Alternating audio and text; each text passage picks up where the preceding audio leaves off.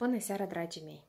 Sper că sunteți sănătoși și astăzi și, după cum am promis, vină fiecare zi cu o carte nouă, cu o recenzie nouă și pentru astăzi v-am pregătit cartea lui Augustin Fuentes, Scânteia Creativă.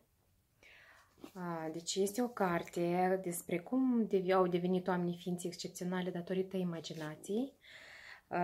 Cine este Augustin Fuentes? Este un profesor antropolog, sau mai bine zis chiar decanul Facultății de Antropologie a Universității de Notre Dame și un explorator al Revistii National Geographic. După cum ați înțeles, deci este un expert în domeniul studierii vieții animaliere și nu doar. Deci Augustin Fuentes vine să ne convingă că de fapt noi toți cu dumneavoastră provenim de la primate, sau mai bine zis de la maimuțe, dar el a venit cu o schemă de natura. Primatele au fost împărțite în 4 grupuri de bază: prosimieni, maimuțe neotropicale, hominoide și maimuțe din lumea veche. Și acestea ulterior s-au împărțit la fel, dar pe noi ne interesează grupul de hominoide, care au fost gorilele, cimpanzii, hominizii, și de la hominizi provin oamenii. Deci, în undeva, deci, după multe studii care le efectuează pe parcursul vieții, vine să ne demonstreze, datorită tuturor cercetărilor științifice care sunt acum cunoscute de milioane de ani, deci că anume acesta ar fi proveniența omului. Și mai mult ne vorbește despre mai multe detalii. Ne prezintă o formă de o clasificare, cum s-ar fi dezvoltat omul în aceste milioane de ani. Și prima cu ce începe este că cu 6-5 milioane de ani în urmă la aceste primate, anume din categoria hominizi, apar mersul biped, după care în jur de 4 milioane de ani în urmă apar primii dinți cu dimensiuni un pic mai mici.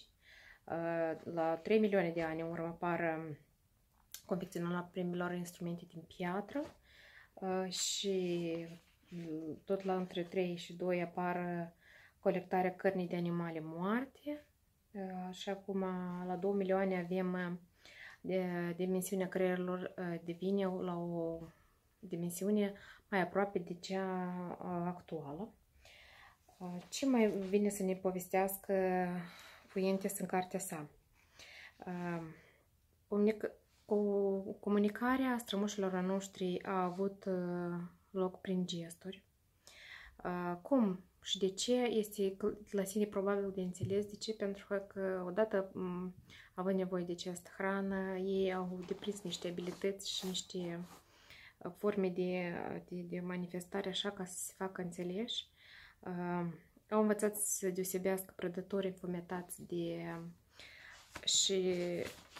cei care erau sătui și dădeau târcoale doar celor care erau sătui și de fapt nu îi amenințau.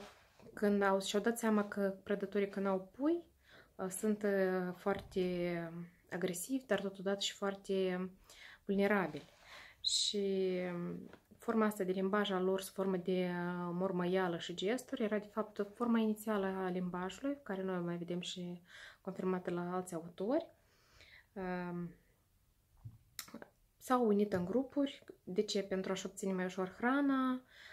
O parte se ocupau de obținerea mâncării, ceilalți supravegheau, a treia alungau alți prădători mai mici. Deci tot această muncă pe care autorul o numește creativă. De ce? Pentru că ei își conștientizau anumite tangențe și făceau conexiuni și asta le dădea parte și voie de a se dezvolta. De asemenea, autorul ne vorbește că, așa cum se întâmplă des în lanțurile tropice din diferite ecosisteme, atunci când un anumit tip de pradă devine mai dificil de obținut, scade în preferințele prădătorilor și de asta ei se orientează către alt tip de hrană, ceea ce au făcut și specia umană.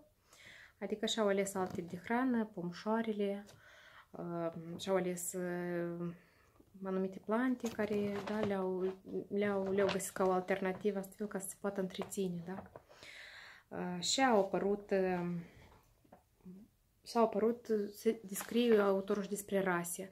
Ne-a plăcut caracterizarea rasei umane și el a menționat în studii destul de largi ceea ce numim noi, de fapt, rasă. Este o populație sau un grup de populații dintr-o specie care are o anumită traiectorie evoluționistă și diferă de alte populații din aceleași specii. Și biologii numesc subspecie.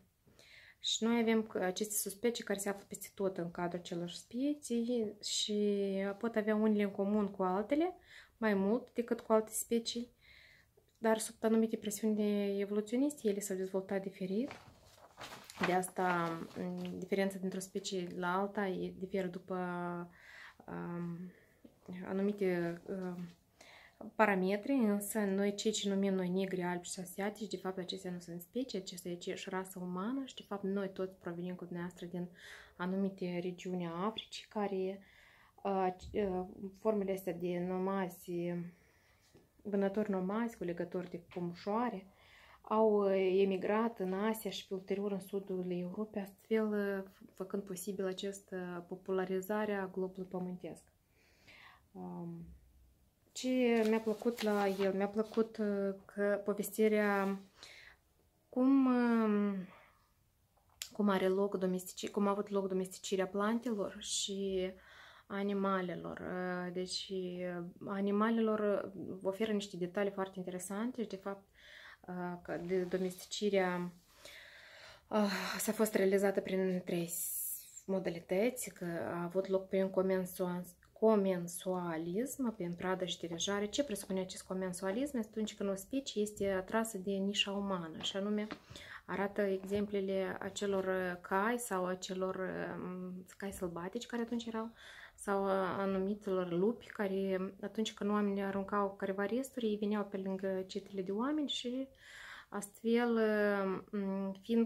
au observat că de fiecare dată se aruncă aceste resturi și ei au înțeles aceste animale și așa au avut loc domesticire, adică veneau tot mai aproape și mai aproape de oameni, deci se simțeau comod și în siguranță lângă oameni. Ulterior, deci au simțit același lucru și cu focul, pentru că atât timp cât omenirea avea foc, aceștia veneau spre căldură, spre un spațiu care le asigura o protecție și de asta a avut loc această domesticire. Domesticirea lupilor, deci este descris întreg procesul și de fapt câinii din ziua de astăzi, după genetica demonstrată, provin de la lupi.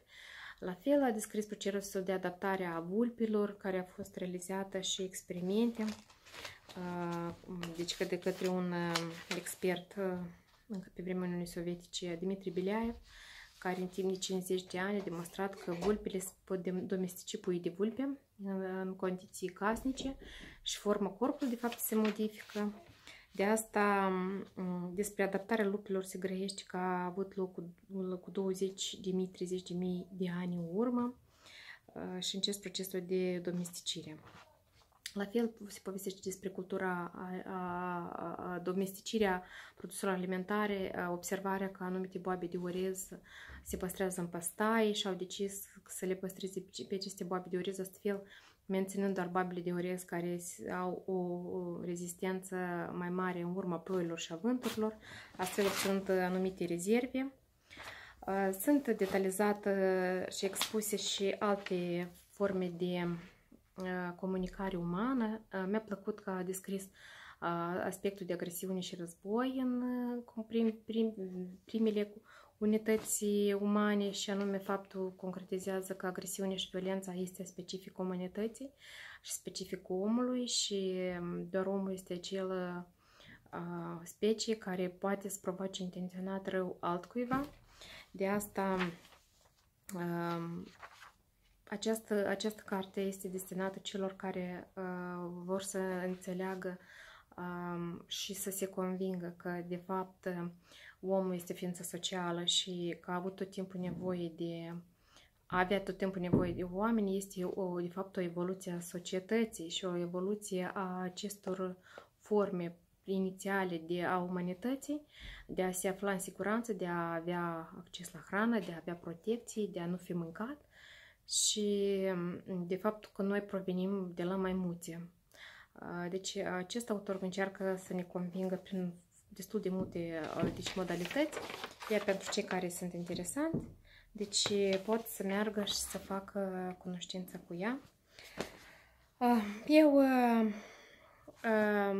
am luat anumite lucruri care mie mi-au plăcut, utile pentru mine, și de aceea, pentru cei care vor să cunoască mai mult cum anume și din ce specii noi am evoluat și câți ani ne-au luat, pentru că se vede foarte bine, ilustrează prin anumite tabele, cum anume a loc domesticirea fiecărui animal, domesticirea fiecărei plante și cum am fost dislocați noi ca oameni pe teritoriul continentului și ulterior cum a avut loc această mișcare.